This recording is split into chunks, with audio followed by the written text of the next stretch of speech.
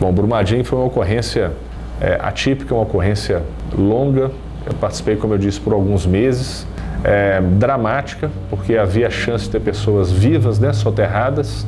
E os primeiros dias foram muito intensos, extremamente desgastantes, física e emocionalmente. Era realmente um momento de guerra, né? Muitas das coisas que nós fazíamos lá, em termos militares, são aplicáveis às guerras. Então, tínhamos lá uma condição insalubre, quantidade de helicópteros pousando e decolando o tempo todo, pessoas pedindo ajuda, socorro e pedindo olho no olho. Meu filho está desaparecido, minha filha, minha irmã, minha mãe, meu marido. E lá eu não fiquei envolvido com a atividade de pilotagem. Eu estava especificamente coordenando as buscas, né? E a pressão realmente foi muito grande. Eu nunca tinha vivido nada parecido e isso me marcou bastante, marcou muito. Existiam 2 postos de comando e eu ficava no posto de comando operacional. Então esse posto de comando foi montado na igrejinha Nossa Senhora das Dores, no Córrego do Feijão, que é o distrito lá em Brumadinho, e ali havia uma quantidade gigantesca de informações. Uma equipe só para falar ao rádio, uma equipe só para coordenar as aeronaves, outra equipe só para controlar o tráfego aéreo, outra para controlar corpos e segmentos que chegavam a todo momento, outra para coordenar se as equipes estavam em segurança, aonde estavam, equipes para coordenar referências geográficas das próprias equipes de salvamento. Então a minha rotina era permanecer ao longo do dia coordenando isso, buscando soluções e dando diretrizes para aquilo que as equipes técnicas não estavam, ou às vezes não rendendo aquilo que tinha sido planejado no dia anterior, fazendo algum ajuste, ou atuando num cenário novo que aparecia, né? O cenário mudava bastante. Às vezes chegava lá uma equipe com 60 pessoas, como aconteceu, uma equipe de salvamento apareceu lá com 64 pessoas, olha, viemos ajudar. E a gente perguntou, mas o que vocês têm? Não tem nada, mas eu vim ajudar.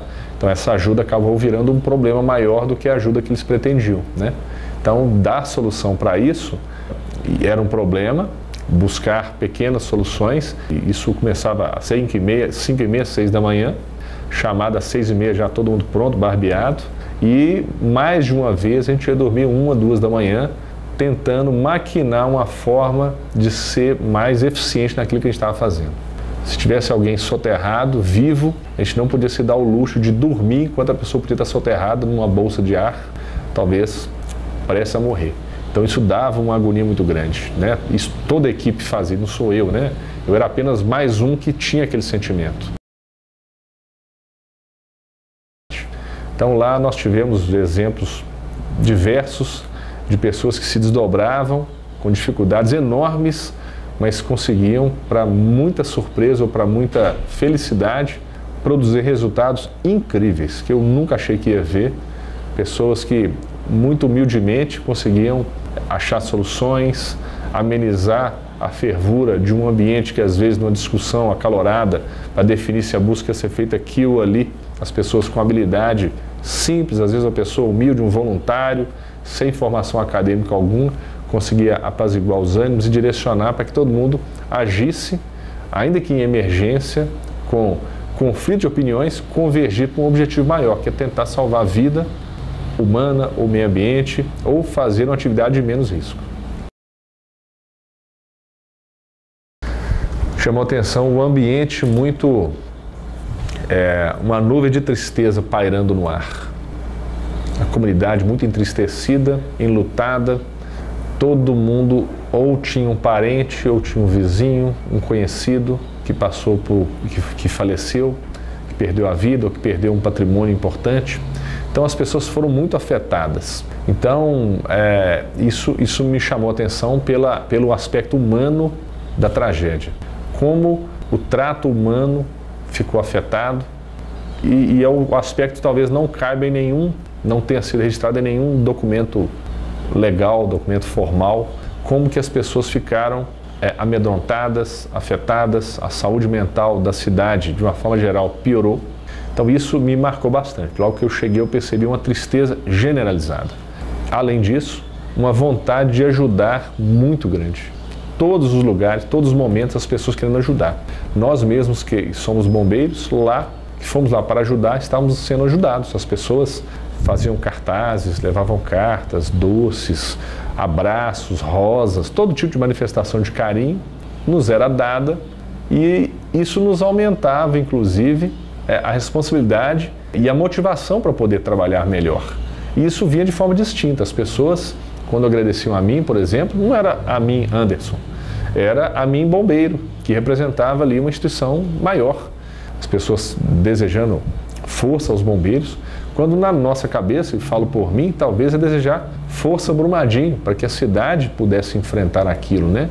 Naquele elo, naquela gama, aliás, de pessoas que estavam passando por dificuldades, não tenho dúvida que os menos afetados eram os bombeiros. A comunidade estava profundamente afetada pela perda física dos parentes, pela perda do trabalho, pela perda da segurança, pela perda do sossego. Então nós lá estávamos para trabalhar, pagos para fazer aquilo que nos capacitamos, estávamos treinados a fazer e bem equipados. Isso foi impressionante. Esse livro busca contar histórias que não estarão em documentos oficiais. Eu vi muitas histórias e da mesma forma que eu vi e presenciei muitas histórias, muitas pessoas viram e presenciaram histórias muito interessantes. Passaram por apertos, passaram por alegrias e viram às vezes o mesmo momento que eu vivi uma situação, ele viveu outra, e isso dá uma total divergência de opiniões sobre o que aconteceu. Eu participei, por exemplo, de um resgate de uma equipe nossa que foi atacada por um enxame de abelhas. O meu colega vai contar o contrário, que ele estava trabalhando lá e de repente um enxame de abelhas os atacou e eles estavam na lama e pensaram que iam morrer. Isso de fato aconteceu. E uma série de laços foram formados, né? Eu, por exemplo, fiquei amigo de várias famílias. Uma família disse que adotou os meus filhos como netos. E a gente também acaba adotando os familiares também como parentes também. A gente entendendo um pouco da dor, a gente traz um pouco do olhar deles para a gente também, né? Então, a ideia do livro é contar histórias importantes para dimensionar o que é uma tragédia como essa, para que a visão do familiar seja registrada, do bombeiro, do voluntário, do policial, do sobrevivente da tragédia. Cada um tem um ponto de vista, e tem muitas histórias que acontecem, e talvez seja o momento da gente registrar para que daqui a 10 anos a gente possa voltar e tentar entender o que causa uma tragédia como essa e como a gente precisa evitá-las. Eu acho que as pessoas acabam direcionando para uma pessoa, me refiro a mim mesmo, um serviço muito maior, que é um serviço de um grupo muito grande, né? Na condição de comandante do batalhão, acaba que eu concentro, tenho um certo protagonismo, mas isso, confesso que não é nem minha iniciativa, isso é natural da função que eu exerço. Eu procuro, para ser honesto, transparente, por dever de justiça, sempre lembrar que é um trabalho feito em corpo de bombeiros, é sempre uma equipe.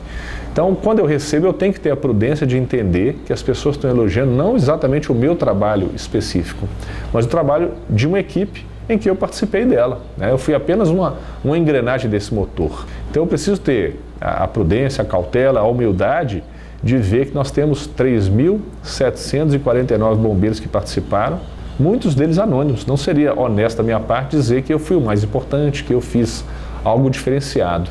Nas entrevistas para o livro, nós identificamos várias situações que eu acho que a minha vivência, a minha dedicação não passa nem perto da dedicação, do risco e das situações que vários colegas lá passaram. Mais gratificante é a gente chegar em casa, dormir com a cabeça no travesseiro, com a sensação de ter ajudado pessoas. Isso é muito gratificante. Ainda que, como eu falei, a gente não faça nada sozinho, participar disso é uma coisa que não tem preço. É um refrigério para a alma, a gente poder ajudar de alguma forma num mundo que passa por momentos de muito egoísmo, né? Onde as pessoas buscam muito protagonismo, muitos holofotes, muita visibilidade do que faz. Poder trabalhar em equipe de forma anônima e contribuindo para que às vezes até uma vida seja salva, isso é uma coisa muito especial.